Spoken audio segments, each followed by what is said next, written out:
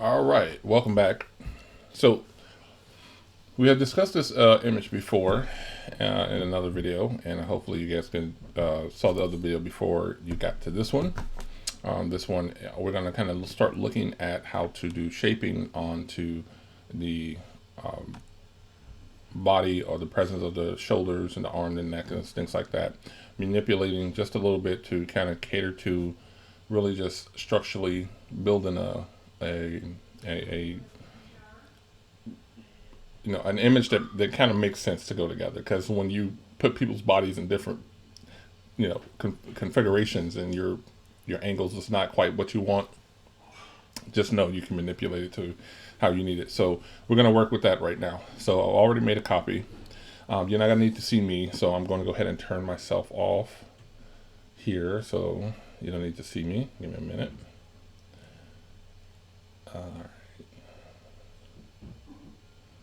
I'll be back. I'll be back. All right. So as we go into here, you would go to your filters and liquify. Again, after seeing everything that you want to see inside the picture, inside the frame, and how you want it to react to you, a few things that can happen is that you may want to structurally look at when you go into liquify. Just make sure things are where you want them. Um, the sizes, especially, you want to make sure something you're moving, the sizes matches up. You don't want to have too much of a bigger, you know, uh, cylinder than you need. And if these guys are movable, that means that right now this doesn't recognize any structures of the face, so it won't give you any play over here. So don't worry about that. You can still use the move tool to start making your selection. So one of the things I do is, if I don't want to impact something, you have one of this tool here. It calls the freeze tool. And if I don't want something to be manipulated, I will rub over the freeze tool first. So, and then I will come here and don't worry about all that. That's just, it's showing you where it's frozen, basically like a mask. So as I'm looking, um, if you look at this full cylinder, let's see if I can go back. It probably won't show me. But if I'm looking at this full cylinder, I need to kind of find out where I want the shaping to go. If I go here, the center part, usually it'll start moving from here to here. Okay, so I will go outside of it, the forehead, because I want to move the forehead out and start shaping the forehead. So then I'll move in to shape from there. Okay, so it's not all on one spot. That's what I'm trying to share with you. It's not all in one spot. The reason why I want her forehead, because it's just pulled back too far right there. Okay, the next thing I want is I want to shape a little bit right there, but I want this to be round and stop. So I'm gonna pull this portion down. So I kind of want that rounding part to stop right up in here, because it's pulled that hairline kind of in different spots as well. So now I'm gonna work on the hair puff here, and I'm just gonna move it to where it evens up from the sides, from both sides. It's gonna be even.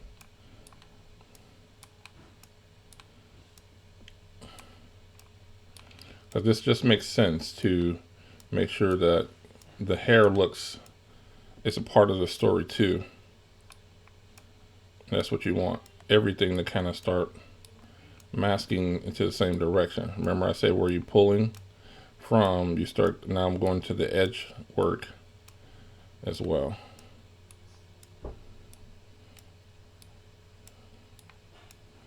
So now that makes sense to me.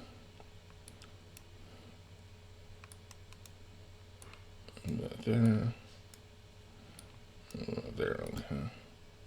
That makes sense to me.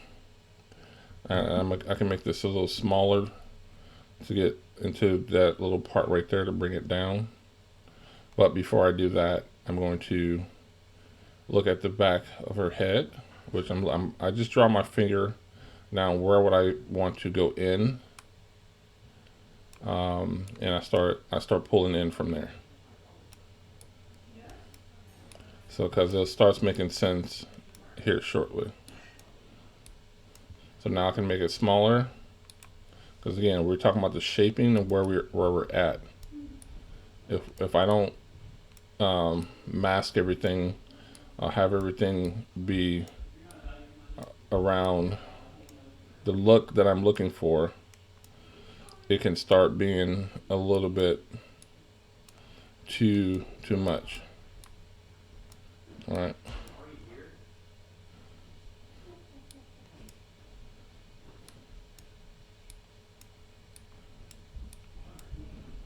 Okay.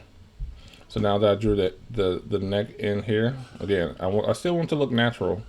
It doesn't need to look all like it's unnatural. Now I want to pull the shoulders down, and I'm engaging the full shoulders. So I want to go up. And again, I'm looking from shoulder blade to shoulder blade. I'm gonna start drawing down. I'm drawing down. Okay. I'm drawing down. Now again, since I don't want to have anything that happen to the face, I'm going to push freeze. I don't want to have anything to happen to the face area. So I want to freeze all of this. So just in case my cursor gets up there, I don't want anything to happen to the face.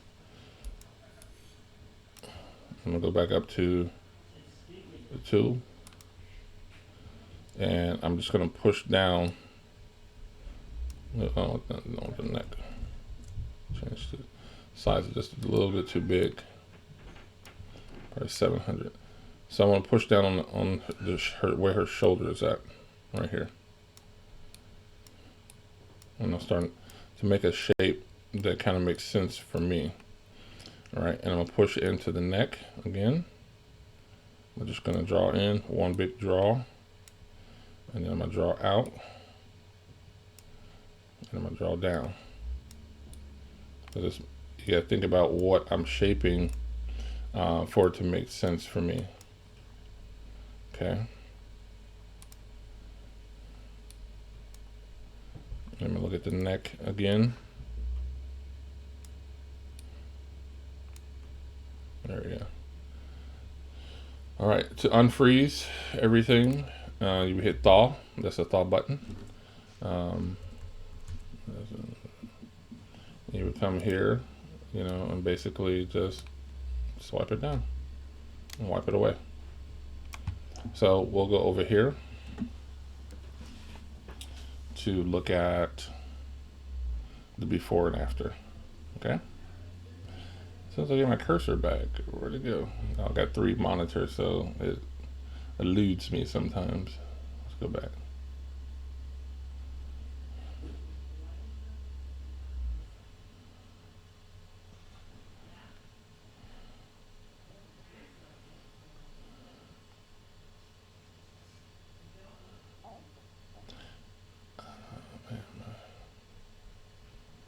Something's happening. I don't know if I'm frozen up. Don't tell me I froze up. Things like this happens.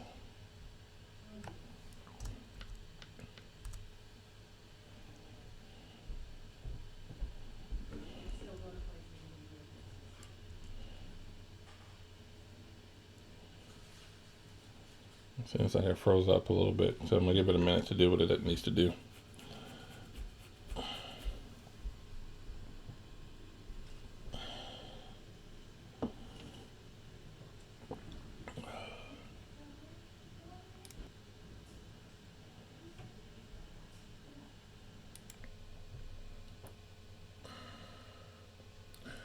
All right, so we have here the after,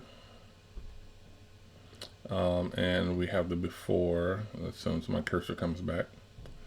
Let's see here. There. So that's the before. As you can see, the shaping of the head and the hair is just flowing all in one spot. I didn't do anything to the face or anything like that because it really doesn't need to be. But this right here kind of just falls flat, you know. So I just want to make sure everything starts to shape a little bit better. See, that's after and before and after. It's not anything that I'm going to do to make somebody look differently than what they are, but I definitely want to make sure they have a better shape. So that's before, and that is after. And if you guys like more of these videos, please do. Go ahead and contact me. Well, not contact me, follow me. You can contact me if you want. Send me a message or anything like that. I'm going to go ahead and bring myself back. If you have any questions or anything that you are concerned about, please do. Feel free to send me a message. I would love to answer your questions as best as I can. Again, this is just about liquefying an image to give it a different look, a different feel. Okay. The next one, we're going to start really creating some interest to the piece itself by utilizing the final toning scenario and generative fills as well. Okay, so let's get to it.